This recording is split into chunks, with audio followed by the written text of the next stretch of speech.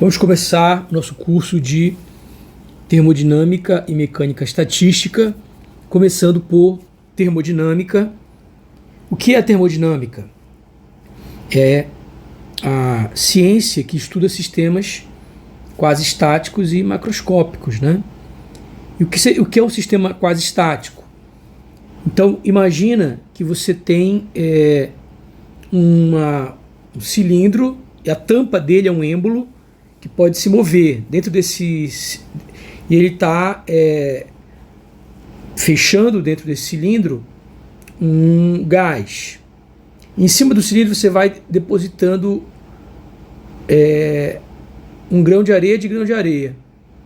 Com isso você está aumentando a pressão e diminuindo, né, o volume do gás, ou seja, o volume do sistema. Só que, como você coloca de grão em grão, esse é um processo muito lento. E então dá tempo suficiente para que, por exemplo, a energia, o aumento de energia devido ao trabalho que você realiza sobre o gás, vai ter tempo suficiente para que esse aumento de energia se redistribua para todas as moléculas do gás, para todas as regiões do gás, fazendo com que a temperatura seja a mesma em todos os pontos, ou seja, você tem uma temperatura do sistema bem definida. E assim por diante, né? Outras propriedades, como pressão, né? Então, um sistema quase estático é aquele em que esses processos ocorrem lentamente, de tal maneira que dá tempo, né, de, por exemplo, a energia, né, se tornar rapidamente mais homogênea, né? O sistema se torna mais homogêneo quando você tem uma certa mudança, né? Isso significa que quando você faz uma perturbação sobre o sistema, o tempo de relaxação ele é um tempo menor, né? É um tempo curto, comparado com esse tempo. Como ele como é um processo lento, ele dá tempo de que o processo de relaxação torne o sistema mais homogêneo, né? Certo? Então você vai ter que, em todos os pontos do sistema, a pressão vai ser a mesma, a temperatura vai ser a mesma, então todas as variáveis termodinâmicas estarão bem definidas. O sistema é macroscópico, significa que, lembra quando você estuda gases, né? É coisa da ordem, o número de partículas é da ordem de 10 a 23, né? Ou seja, é um número muito grande de partículas. Então isso significa que não tem como você tratar o movimento individual de cada partícula. Você vai tratar todo esse sistema muito grande usando médias, né? O que é a temperatura? Você vai pegar a energia média, né? E a temperatura está associada com essa energia média por partícula. O que vai ser a pressão? Ela está relacionada, né, com as forças, a força média que essas partículas fazem nas paredes do recipiente, num gás, por exemplo, né? Então, macroscópio significa isso. Um sistema é tão grande, né, com um número de partículas tão grande, que não pode ser tratado partícula por partícula. Ele precisa ser tratado usando estatisticamente. E quase estático é isso. Ele ocorre lentamente, de tal maneira que ele está sempre no equilíbrio, né? Ok. Uma outra coisa que a gente vai precisar falar é o que é calor e trabalho. E calor e trabalho são variáveis de caminho. Variáveis de caminho. Ou seja, elas não são funções de estado, né? Então elas não caracterizam o estado de equilíbrio do sistema. Elas caracterizam um processo. né? De tal maneira que os diferenciais são inexatos, né? Quando ela depende do caminho, quando ela depende do processo, você já estudou isso lá em cálculo, a gente tem que os diferenciais são inexatos.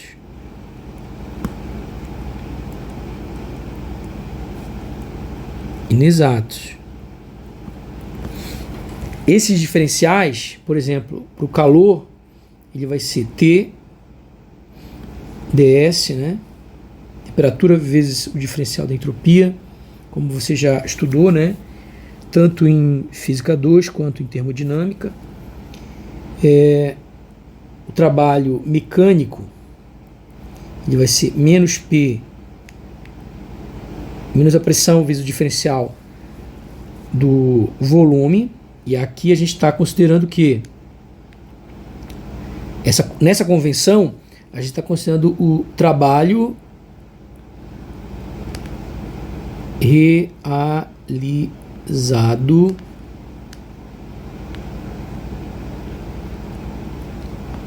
sobre o sistema, né? Então tem livro que vai mudar essas convenções, né? Se for o trabalho realizado pelo sistema, aí eu teria que colocar PDV, mas no nosso curso a gente vai considerar o trabalho realizado sobre o sistema. Você também tem o que? Aí você tem uma infinidade, né? Você pode ter o trabalho químico, né? Que é o potencial químico vezes o diferencial de número de partículas. Você pode ter o trabalho devido ao campo elétrico, que é menos o campo elétrico aplicado vezes o diferencial do momento dipolar. Aí você pode ter vários outros, ok? Você pode ter o diferencial do trabalho magnético, que seria aí o campo magnético ou campo magnético auxiliar vezes o diferencial da magnetização. Eu não vou ficar colocando, né? Porque tem vários, eu vou deixar nesse aqui, que é o que nosso livro texto coloca. Percebe que tem uma semelhança entre todas essas coisas, né? Por exemplo, se eu tenho aqui uma temperatura T1, uma temperatura T2, e eu coloco esses dois caras aqui em contato com um condutor, vai ocorrer um fluxo, né, de calor da temperatura maior para a temperatura menor, né, quando eu boto eles em contato, até que se atinja o equilíbrio, né? E aí vai ter um fluxo aqui de calor, e esse fluxo de calor vai ocorrer até que se atinja o equilíbrio, né? O equilíbrio térmico. Ok? Então essa primeira equação está relacionada aqui com o equilíbrio térmico, né? Por outro lado, eu posso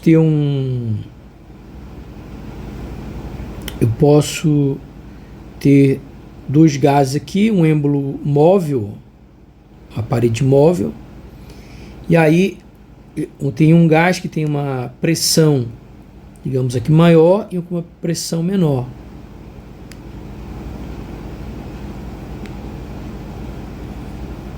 Vou colocar aqui.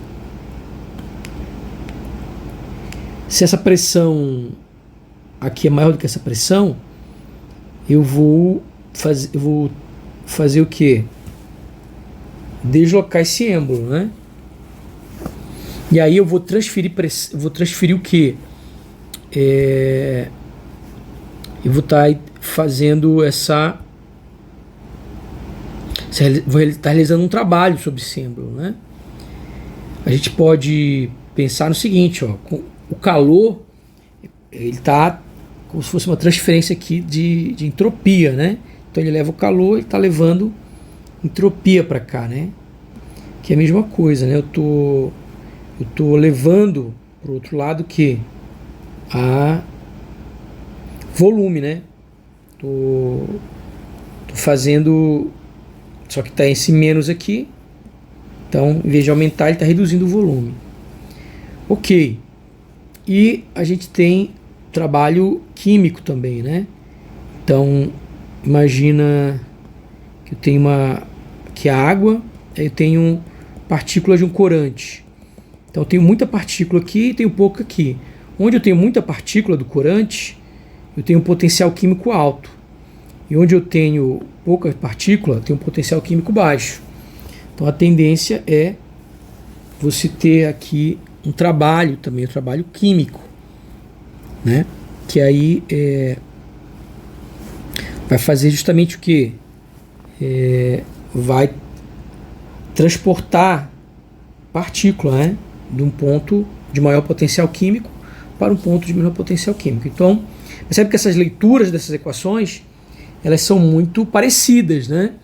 Então, todas essas variáveis aqui que a gente vai ver depois, que são variáveis intensivas, elas são chamadas de forças generalizadas.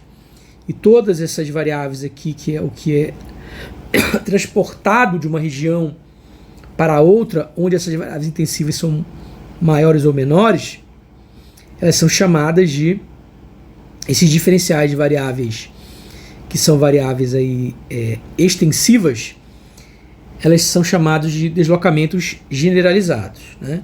Então, os deslocamentos generalizados são o diferencial da variável extensiva, e as variáveis intensivas são chamadas as forças generalizadas.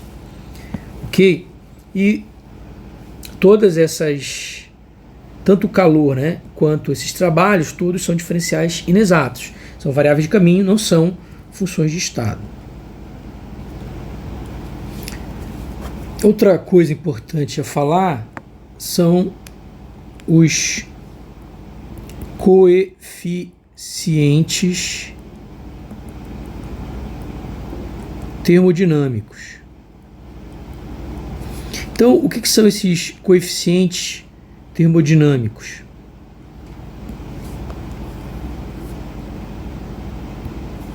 Então, os coeficientes termodinâmicos, eles podem ser, por exemplo, a capacidade térmica, a volume constante.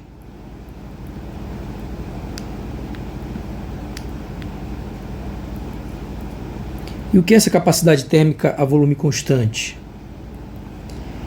Ela é a derivada, né, taxa de variação do calor com relação à temperatura a volume constante, que nesse caso equivale a temperatura vezes a taxa de variação da entropia com a temperatura a volume constante. E você tem um outro coeficiente, eu não vou falar de todos aqui, vou dar alguns exemplos só. Outro coeficiente termodinâmico importante é a capacidade térmica a pressão constante. Pressão constante. Então, a capacidade térmica a pressão constante, ela ocorre a pressão constante e ela também vai ter a mesma definição, né? Só que ocorre a pressão constante. Outro coeficiente termodinâmico importante é a compressibilidade isotérmica.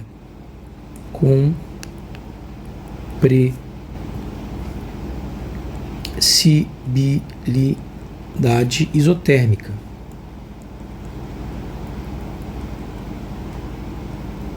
E a compressibilidade isotérmica, que é o kappa T, ela é definida como menos 1 sobre o volume vezes a taxa de variação do volume com a pressão a temperatura constante.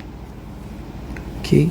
Então, ela é a taxa de variação do volume com relação à pressão sobre o volume. Outro coeficiente termodinâmico importante é o book módulos, né? Ou módulo de compressibilidade. Então, o book módulos, né? Ou módulo de compressibilidade, ele é menos o volume vezes a derivada da pressão com relação ao volume à temperatura constante. E, né? Então, as interpretações todas são sempre diretas, né? O que significa isso aqui? Um cara ter uma alta capacidade térmica quer dizer que se por exemplo, a água tem uma alta capacidade térmica, né? Significa que se eu pego, por exemplo, a areia e a água, onde a água tem uma capacidade térmica alta, a areia tem uma capacidade térmica baixa. Se eu quero a mesma variação de temperatura, eu preciso de muito mais calor, né? Preciso, como aqui é maior, ó, eu preciso de muito mais calor para para obter uma mesma variação de temperatura do que no caso de um material de baixa capacidade térmica. Aí a compressibilidade isotérmica é uma coisa, a análise é direta, né? É só ver quando é diretamente e vai ser proporcional. Então o que quer dizer uma alta compressibilidade? Quer dizer que para a mesma pressão eu vou ter o quê? Uma variação de volume maior. Então ele é muito compressível, né? Você consegue comprimir bastante, né? Aqui, ó, sob pressão, né? Aqui, para o mesmo, né? Se eu tiver aí o mesmo volume e o book módulos é alto, significa que o quê? Ou melhor, desculpa, para a mesma variação de volume, né? Se o book módulos é alto, eu tenho uma alta variação de pressão, né? Então, quer dizer, imagina ter um material que você varia o volume, um gás lá que você comprime o gás. Quando você comprime o gás, o que vai acontecer? Você variou o volume. Quando você reduziu o volume, a pressão vai aumentar, né? Então, o que quer dizer um book módulos alto? É um sistema em que você faz uma certa variação de volume, uma certa... Você pode, por exemplo, fazendo o contrário aqui, né? Se você reduz o volume, a pressão vai aumentar muito, né? Outro caso que você tem é o coeficiente de dilatação volumétrica.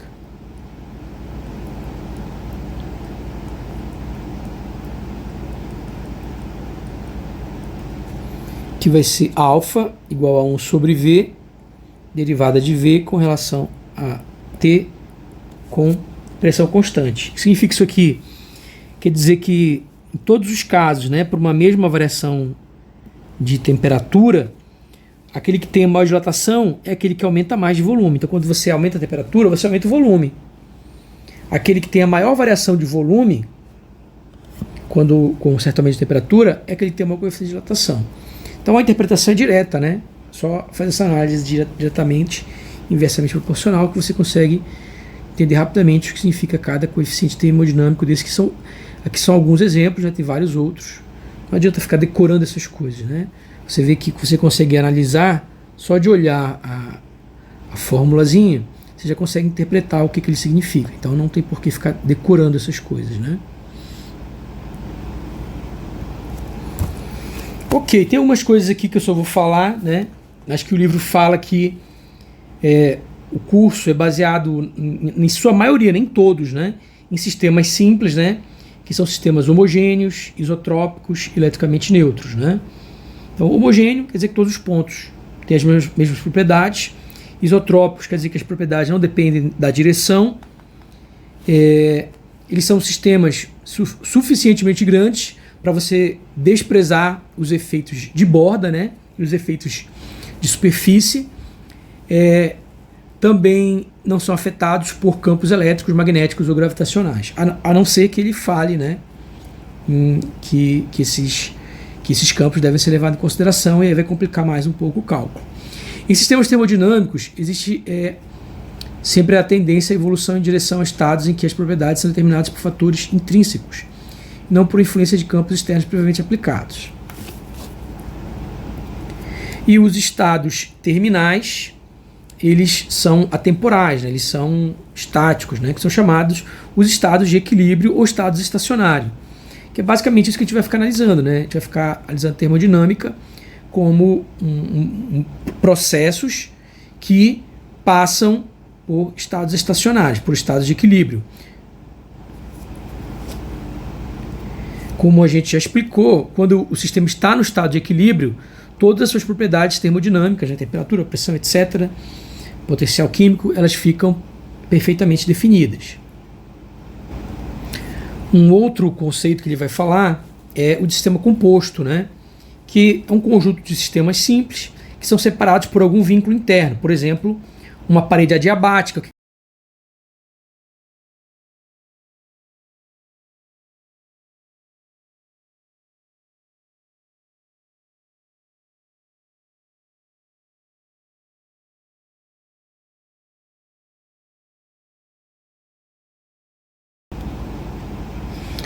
A parede, ela é adiabática quando ela não permite o fluxo de calor, ok?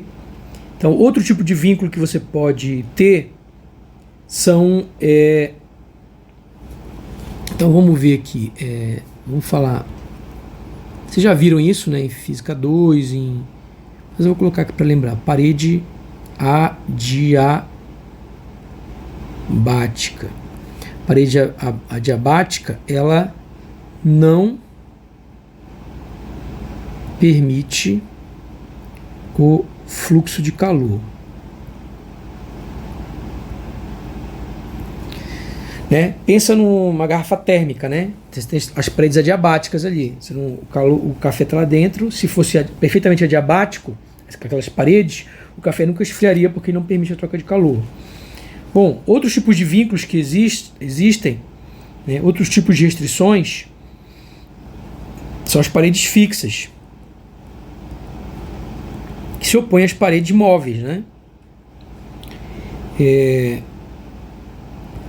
Então, obviamente, não vou explicar com a parede fixa. É uma parede que ela não permite, ela não se move, né? Uma parede móvel, né, é como se fosse o êmbolo de uma seringa, né?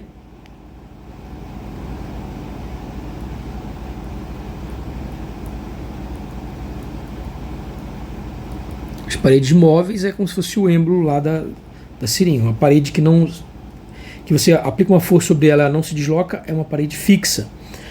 Você tem as paredes diatérmicas, né? As paredes diatérmicas, elas permitem o fluxo de calor. Elas permitem as trocas de calor. Pensa numa garrafa comum, né? Se você coloca um café numa garrafa que não é uma garrafa térmica, em poucos minutos aquele café vai ficar na temperatura ambiente, porque ele vai ceder calor para a vizinhança, porque a parede diatérmica ela não bloqueia, né, o fluxo de calor. Bom, outra coisa que é importante a gente falar é a diferença entre variáveis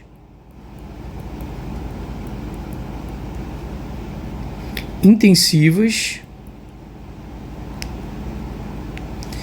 Bom, primeiro a gente nem falou de variáveis de estado, né? Seria interessante a gente falar de variáveis de estado. Então, vamos falar aqui de variáveis de estado. Essas variáveis de estado, elas podem ser variáveis intensivas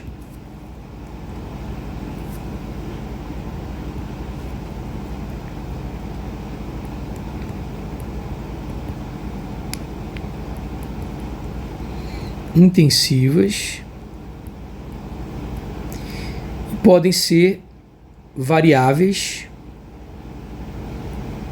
extensivas.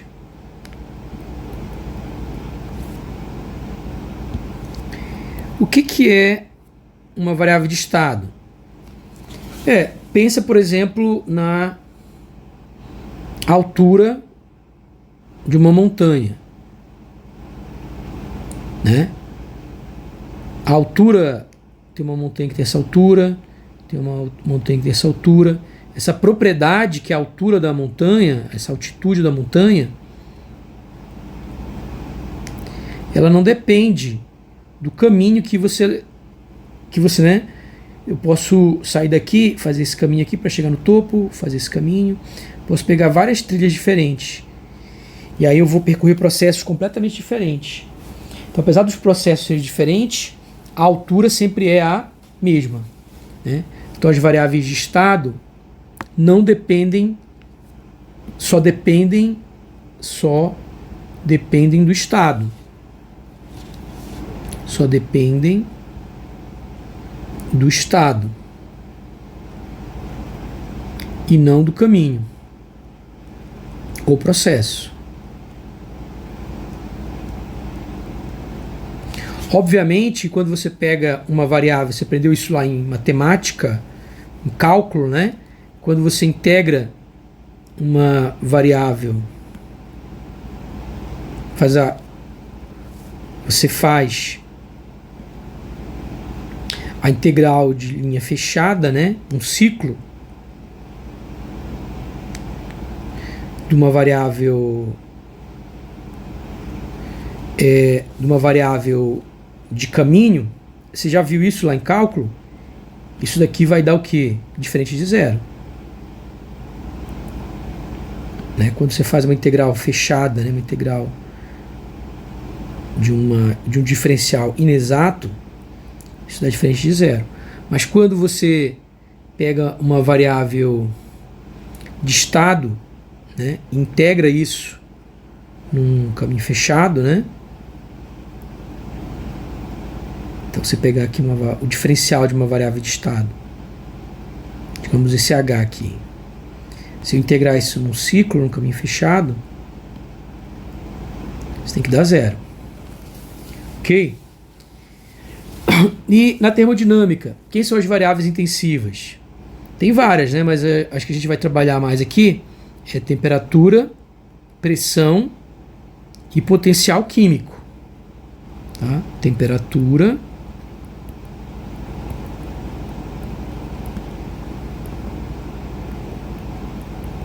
pressão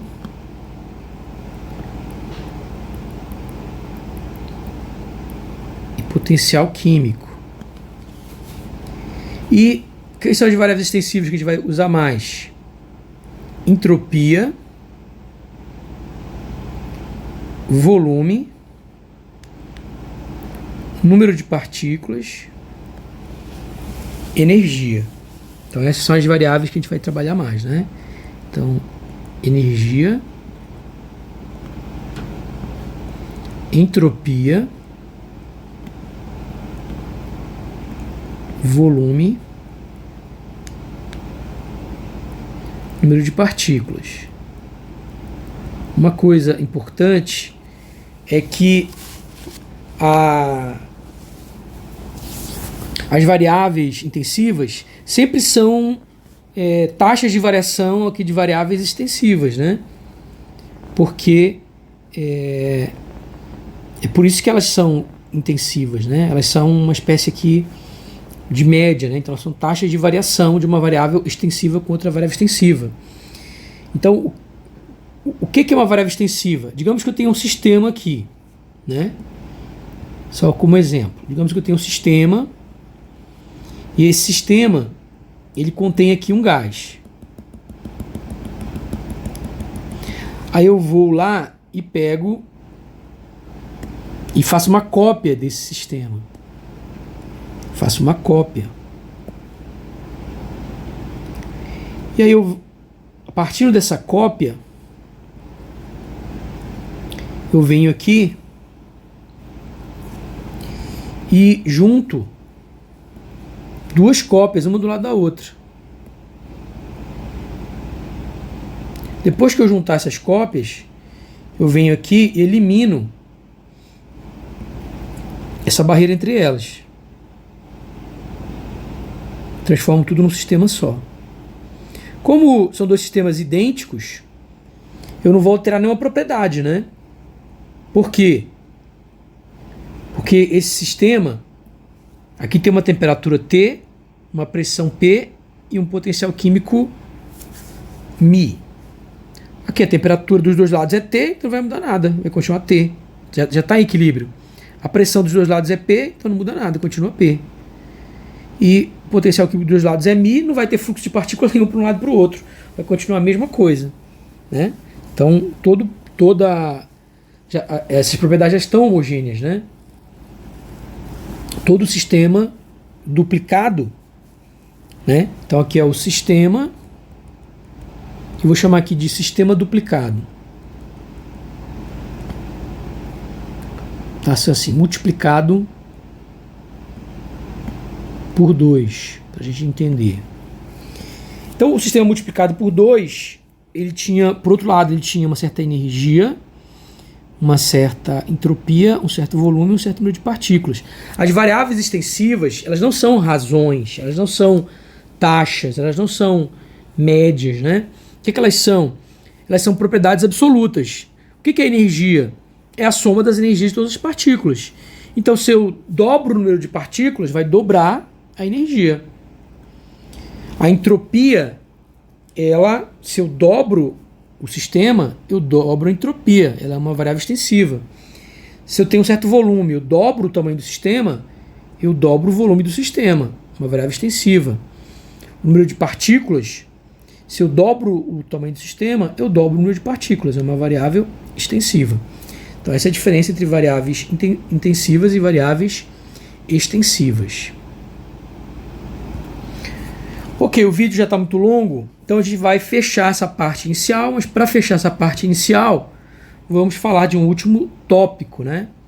Que são os postulados fundamentais da termodinâmica.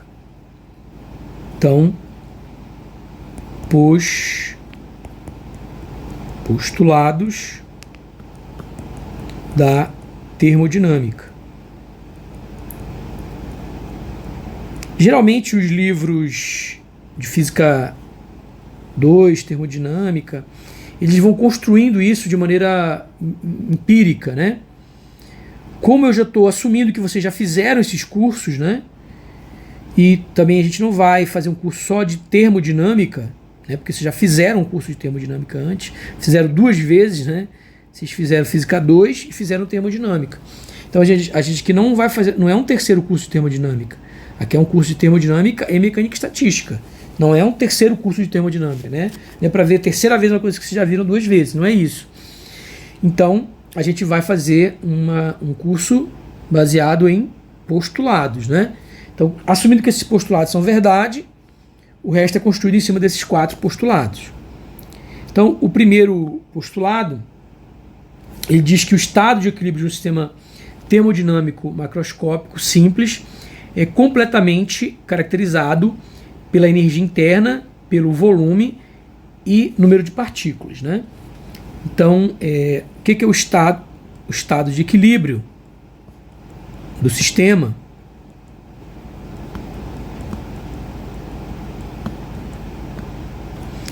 ele é completamente caracterizado, então ele equivale ao quê? Equivale a você saber quem é a energia interna, saber quem é o volume e saber quem é o número de partículas, né? Então, se eu tenho essas 3 informações, o estado de equilíbrio está perfeitamente caracterizado. Então, você caracteriza perfeitamente o estado de equilíbrio quando você tem energia, volume e número de partículas. O segundo postulado, ele vai dizer que existe uma função S chamada de entropia. Então, existe uma função de estado,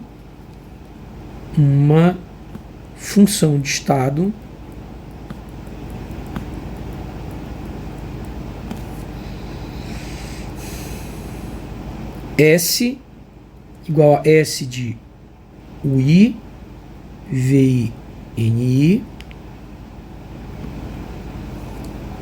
com I indo de 1, 2, 3 até N,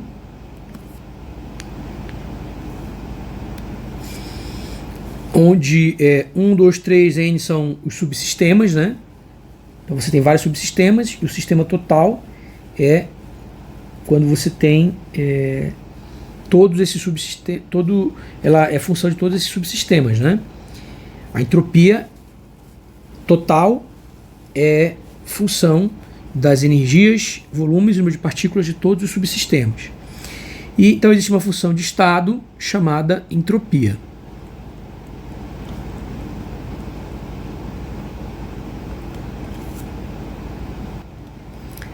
E então, se eu tenho um sistema aqui,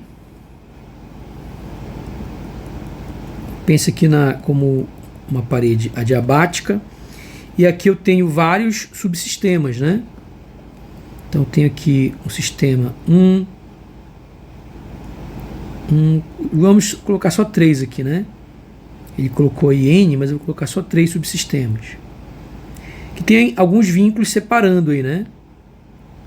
Que pode ser inclusive paredes adiabáticas, podem ser paredes diatérmicas, podem ser paredes móveis, pode ser paredes permeáveis. Faltou aqui permeável, né? Parede permeável.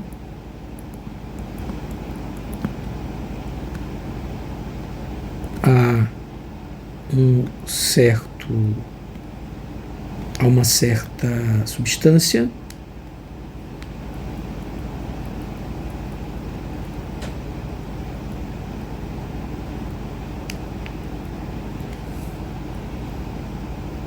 Permite que suas partículas atravessem a parede.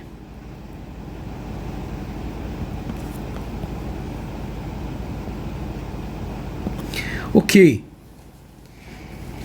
E aí, o que é importante aqui é que se eu remover esses vínculos, se eu removo esses vínculos, eu vou ter no final o quê? Um equilíbrio, né? E vai atingir o equilíbrio aqui. Equilíbrio. No equilíbrio, eu vou ter só um U, um V e um N, né? E vou chegar a uma certa temperatura, vou chegar também a uma certa pressão e a um certo... aqui já vai, independente de atingir o equilíbrio ou não, vai ser verdade, né? Mas vai chegar a uma certa temperatura, pressão e potencial químico quando ele atingir o equilíbrio. Isso que vai acontecer é o seguinte, então se ele tem aqui uma certa entropia, a entropia final dele vai ser maior do que a entropia inicial. Então, se aqui ele tinha uma certa entropia,